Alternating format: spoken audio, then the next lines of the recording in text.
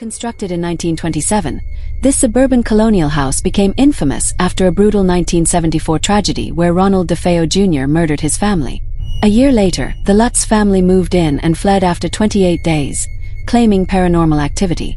The story became a cultural phenomenon, sparking debates about hoaxes versus hauntings.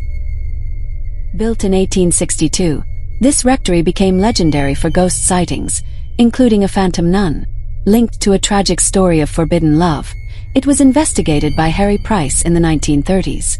The rectory burned down in 1939, but its reputation as England's most haunted house lives on.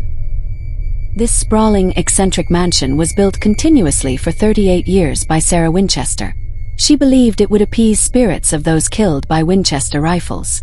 With over 160 rooms, secret passages, and staircases to nowhere, it remains a marvel of haunted architecture.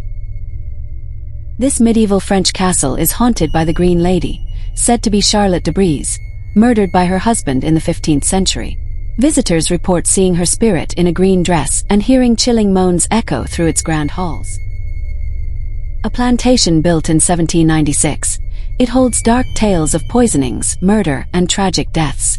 Its most famous ghost, Chloe, a former slave, is said to appear in photographs. Paranormal activity has been reported for decades, making it a ghost hunter's paradise. This isolated Venetian island was a plague quarantine site and later a mental asylum. Thousands died here, and ghostly apparitions are said to roam its ruins.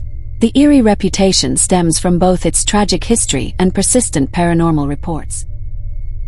Built in 1885, this Australian homestead saw many tragedies, including murders and accidents.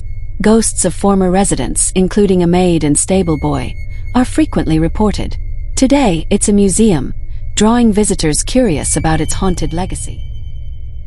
This 17th-century South African fortress served as a colonial outpost and site of executions.